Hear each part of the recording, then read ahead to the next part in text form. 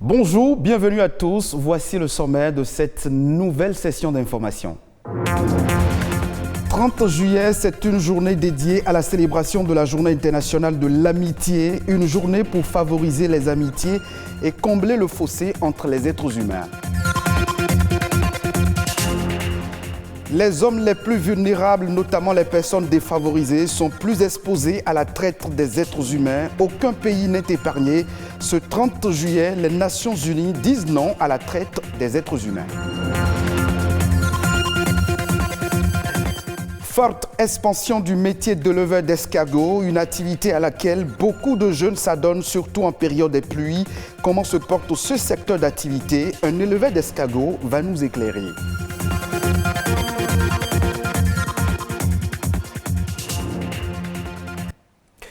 Tous les êtres humains ont besoin d'un ami à leur côté, et cela dès le plus jeune âge. À mesure que les personnes passent de temps ensemble, l'amitié grandit et les liens se renforcent.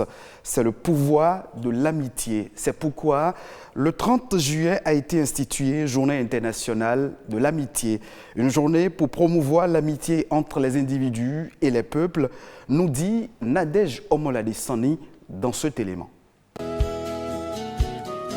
L'Organisation des Nations Unies a institué en 2011 une journée pour promouvoir l'amitié entre les peuples, les pays, les cultures et les individus. La journée de l'amitié est aussi le moment de combler le fossé entre les races, les religions et d'autres facteurs qui empêchent les humains de jouir pleinement de l'amitié les uns des autres. Pour marquer cette célébration, l'ONU encourage chaque année les gouvernements, les organisations internationales et même de la société civile à organiser des activités et prendre des initiatives. Objectif, contribuer à la promotion du dialogue entre les cultures, la solidarité, la compréhension mutuelle et la réconciliation. Pauvreté, violence, violation des droits de l'homme et les crises économiques et sanitaires. Autant de problèmes auxquels le monde fait face. Selon les spécialistes, la multiplication des liens de camaraderie dans le monde peut contribuer aux transformations fondamentales et aboutir à une stabilité durable.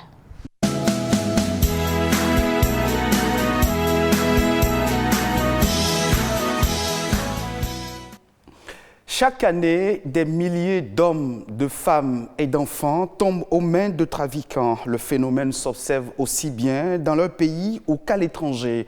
Tous les États sont affectés par la traite des êtres humains, soit en tant que pays d'origine, soit de transit ou de destination des victimes. Ce 30 juillet, la communauté internationale s'arrête pour converger les réflexions vers de meilleures actions pour des résultats plus probants. Pour la traite des êtres humains, le Covid-19 n'a rien ralenti, nous dit Rodrigue Bababito dans cet élément. Le Covid-19 a amplifié les dangers de la traite d'êtres humains. Les trafiquants profitent de cette crise mondiale pour exploiter la perte de revenus des ménages et la hausse du temps passé en ligne par les adultes et les enfants. La publication de l'Office des Nations Unies contre la drogue et le crime, ONUDC, montre que les mesures prises pour enrayer la propagation du virus ont augmenté le risque de traite pour les personnes en situation de vulnérabilité.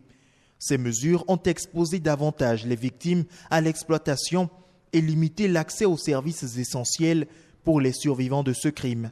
La pandémie a entraîné d'importantes pertes d'emplois dans de nombreux secteurs, ce qui donne aux réseaux criminels l'occasion d'exploiter les personnes désespérées. Les trafiquants profitent des vulnérabilités et attirent souvent leurs victimes avec des fausses promesses d'emploi. Les services essentiels qui apportent le soutien et la protection dont les victimes ont besoin ont été réduits, voire interrompus. Conséquence, les victimes ont eu encore moins de chances d'échapper à leurs trafiquants. La pandémie a aggravé les vulnérabilités à la traite des personnes tout en rendant la détection de ce crime encore plus difficile ainsi que l'accès à la justice pour les victimes qui doivent également lutter pour obtenir de l'aide. L'étude réalisée par l'ONUDC révèle que les enfants sont de plus en plus ciblés par les trafiquants qui utilisent les médias sociaux et autres plateformes en ligne pour recruter de nouvelles victimes et pour satisfaire une demande accrue de matériel d'exploitation sexuelle infantile. Tirer les leçons des expériences des victimes et transformer leurs suggestions en actions concrètes pourrait permettre d'adopter une approche plus centrée sur les victimes et plus efficace dans la lutte contre la traite des êtres humains. Au Bénin, la commercialisation de l'escargot demeure faible. Pourtant, sur le marché, la demande est forte. José Migan, éleveur d'escargots, nous peint le tableau de son secteur d'activité dans cet extrait. De nos jours, les gens commencent par découvrir les qualités et valeurs nutritives de l'escargot. Ça fait que la demande augmente. La preuve, c'est que sur le marché, lorsque tu vas pour avoir une quarantaine d'escargots, aujourd'hui, de gros escargots, il faut tourner autour de 20-25 000. Pour le gros, lorsque tu vas dans les supermarchés, le petit sachet qui contient à peine 250 grammes te coûte 5 000 et quelques. Mais l'offre n'accompagne pas assez. Et il y a aussi le fait que les exportations s'y mêlent aussi, parce que les gens demandent des escargots du Bénin, on essaie d'envoyer, même si c'est en telle quantité, ça sort quand même. Il ne faut pas décourager, ça c'est intéressant. Il faut encourager la production pour que ça puisse marcher. Parce que tu es là, il faut que les terrains s'adaptent à ça, il faut remplir telles conditions, il faut s'y adapter. Il faut que toi-même, tu as moulé dedans d'abord les débuts, bien même que tu as une formation, c'est pas facile. Mais lorsque ça arrive, ça s'installe et que les trucs sont intéressants pour des bons, quand ça prend, c'est bon, il n'y a plus de soucis. On tourne autour de 100 kilos. Par an. Ce n'est pas suffisant. Vu la demande, ça ne suffit pas. Si on s'intéresse à ça, si on l'organise, on planifie, on ne parlera plus dans ces thèmes-là. Parce que le produit sera disponible et chaque fois, le cycle sera continuel. On sortira chaque fois au fur et à mesure. Et puis c'est établi, et puis c'est bien. Mais c'est un élevage qui dure un peu sur le temps. Ce n'est pas des élevages à cycle court, comme les poulets, les cailles, les canards, non. Chez les escargots, il faut attendre 6 mois, 8 mois pour avoir des choses de taille moyenne. En 6 semaines, je dis, les poulets, tu as déjà des poulets de 2 kg, 2 kg 5, 3 kg. Chez les escargots, pour avoir 350 grammes, il faut attendre 6 mois. Vous voyez que la différence est là. Ça fait que c'est un peu lent. C'est un élevage très intéressant en termes d'apport de devises. Parce que les escargots ne demandent pas grand-chose. Leur ration alimentaire ne coûte pas aussi cher. Des herbes gras, il faut d'avoir la connaissance, de savoir ce qu'ils mangent, d'améliorer un peu les résidus alimentaires, les fruits pourris, des trucs comme ça. Ils consomment ça à satiété et ils se développent normalement. Hors de nos frontières, à présent, c'est une maladie virale du foie qui peut prendre plusieurs formes graves. Plus d'1 million de personnes meurent chaque année de l'hépatite et des centaines de milliers sont affectés dans le monde par cette maladie. Au Gabon, ils sont 350 000 personnes à être touchées, mais la prise en charge des malades est freinée par la cherté des médicaments. Voici le reportage de nos confrères de France 24. Table de cette maison de Libreville, une quinzaine de médicaments que Pascal doit ingurgiter au quotidien. À 13 ans, cette adolescente est atteinte d'une hépatite C. Parfois, j'ai les cheveux qui tombent. Une infection du foie d'origine virale qui se transmet principalement par voie sexuelle ou sanguine et qui provoque chez Pascal des crises qui l'immobilisent pendant des jours. Des douleurs que seul son traitement peut atténuer. Mais il faut parfois débourser jusqu'à 150 000 francs CFA par mois. Une somme difficile à réunir pour sa mère Tati, sans emploi. Nous vivons la maladie de Pascal vraiment pénible. Sa maladie a vraiment beaucoup impacté sur sa scolarité. Parce que quand elle fait des crises, elle ne peut pas aller à l'école. Comme Pascal, environ 350 000 Gabonais, soit 16% de la population, sont atteints d'hépatite. Des malades souvent vulnérables qui ne bénéficient pas toujours d'une prise en charge adaptée. Le traitement est encore très coûteux, 10 000 francs CFA, 15 € pour un simple dépistage. Comment vous avez dormi? Dans cet hôpital de référence, le docteur Patrice Itoudi prend en charge une vingtaine de patients par semaine. Ce chef adjoint du service des pathologies est souvent confronté aux hépatites B et C, les causes de mortalité les plus fréquentes ici. Il faut savoir qu'il y a 5 types d'hépatites virales. Il y a la A, la B, la C, la D qu'on appelle delta et la E. Celle qui nous préoccupe le plus, c'est l'hépatite B et l'hépatite C, parce qu'elles donnent des maladies chroniques comme la cirrhose du foie et même le cancer du foie. Un peu plus loin, dans les bureaux de cette entreprise de la capitale, des membres d'une des rares associations de soutien aux malades venus sensibiliser le personnel à l'hépatite. Depuis 4 ans, l'ONG d'Elisabeth Mbinga multiplie des actions de plaidoyer auprès du gouvernement pour faciliter l'accès au diagnostic des hépatites et aider financièrement les Gabonais atteints par la maladie.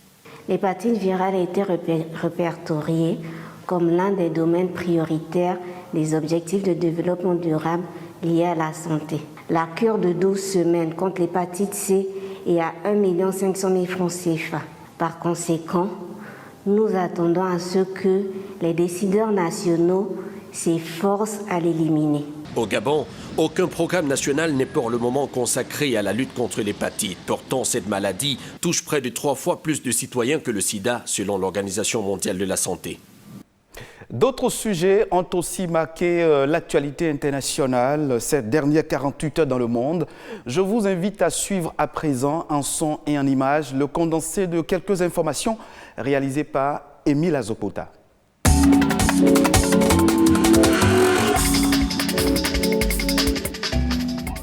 Déjà en forte hausse depuis le début de l'année, les cours du café ont connu une augmentation cette année au Mexique.